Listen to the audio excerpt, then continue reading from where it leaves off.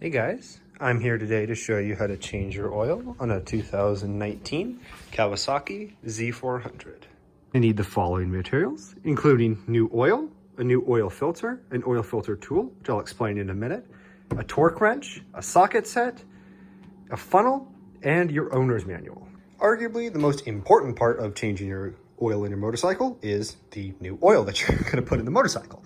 I bought this straight from Kawasaki, their website.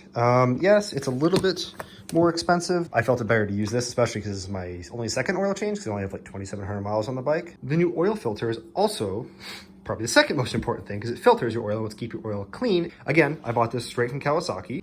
You are going to need some sort of oil filter tool to take off your oil filter. Bought this from my local parts store, Napa. For I think it was like 12 bucks or something like that. Something that is really nice to have, but not exactly necessary, is a torque wrench such as this. I picked this off of Amazon for I think $38, something around that. And it's really cool because in my case, Kawasaki gives you the exact torque specifications for the bolt and the oil filter. So your owner's manual is where you're going to get most of your information on how to change a bike. Having a step-by-step guide is very helpful in case anything goes wrong or you've never done this before. And also do note, and I'll bring this up again, that if you're not changing the oil filter, the capacity is different because the oil filter is full of oil. Something I definitely forgot, but is definitely very important, is something to drain your old oil into. So I'm just using some aluminum pans like here. I only think I need one, but I got an extra one just in case. All right, so the first thing you're gonna wanna do is locate your oil drain bolt, which in my case is a 17mm bolt right here. Before I go any further, it's also very important to warm up your bike warm up the engine of whatever you're changing the oil in before you change it, because it helps warm up all the oil, which when oil is hot, it flows better, so it'll make sure to get every little bit of old oil out of the bike before you put all the brand new oil into it. All right, now that I have my containers in place, I loosened the nut. I'm gonna go ahead and loosen it all the way. Let's see, almost there. There we go. All right, now all the old oil will begin to drain out of the motorcycle. Also, especially with a motorcycle, it's very important that your motorcycle is perpendicular to the ground when the oil is flowing out, or all the oil will obviously not flow out. All right, now the oil has mostly finished draining into that pan. I had to switch out the pans because that one got fuller than I expected it to. And then this is the oil filter tool, which just sits on a socket like normal. And this just fits right around your oil filter.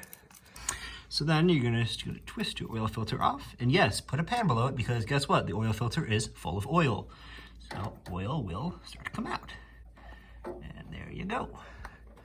Twist it all the way off, and then you just pour all that old oil.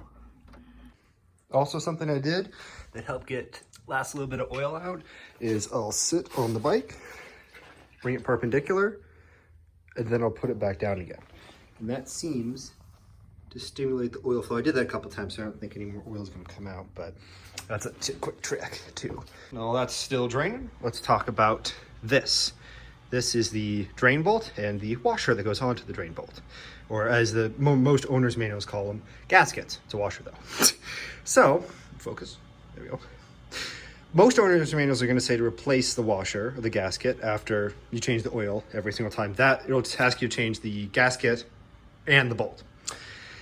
However, replacing the bolt, I think, is dumb unless it's really worn on the inside, or if you just feel like it's a good time to replace it. This washer as well looks practically brand new, so I am not going to be buying another one. I'm just going to reuse this one. So when you're ready to install your new oil filter, what you should do is just dab your fingers or something else into some of your new oil and just apply a thin coat of oil to the rubber gasket, the black usually, rubber gasket surrounding the oil filter, as this will help ensure that your oil filter seals correctly to your engine, which is very important. So I just poured some into the cap and then just dab my finger into there from there.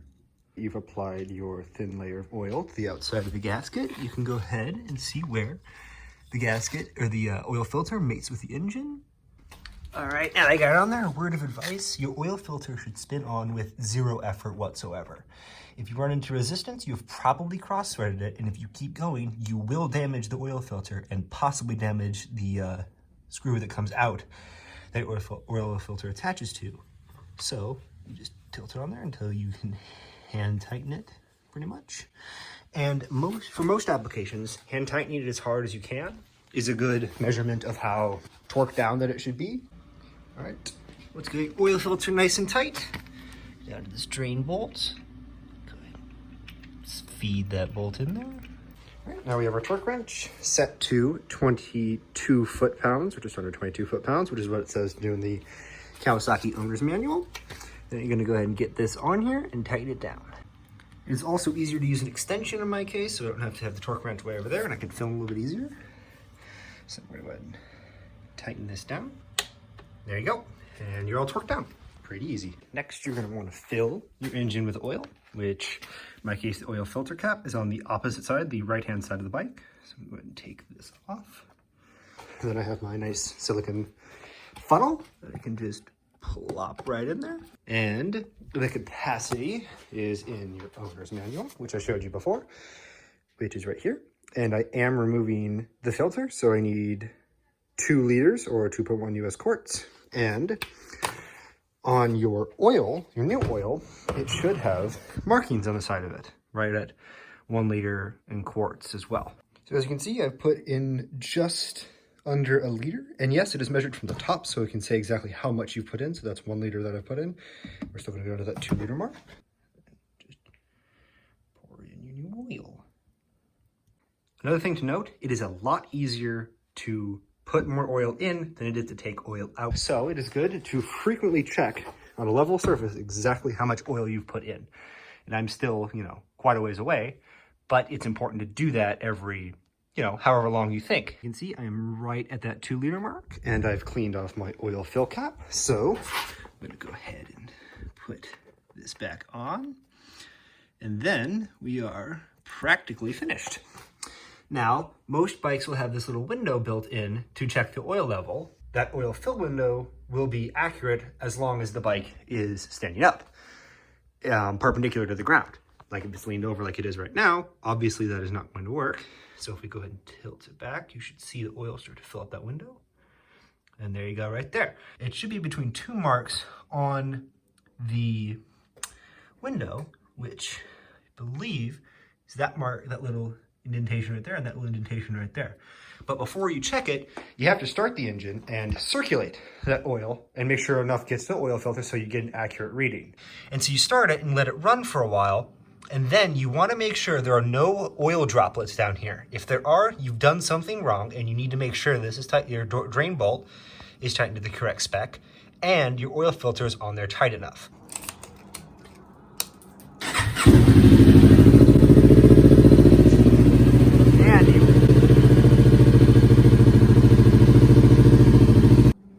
All right, all look good. Let it run for 2 or 3 minutes. Now check the oil level. Seemed perfect.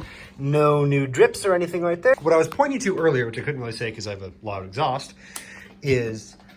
most bikes will have a low oil, that's low oil pressure is what that stands for. And the red warning light was on as well.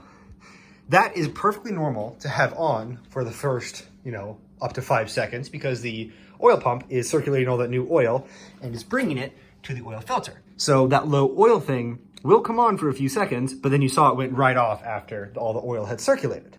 Another thing to note, it is important that you have someone else either hold up the motorcycle for you or you hold the motorcycle and someone checks this line.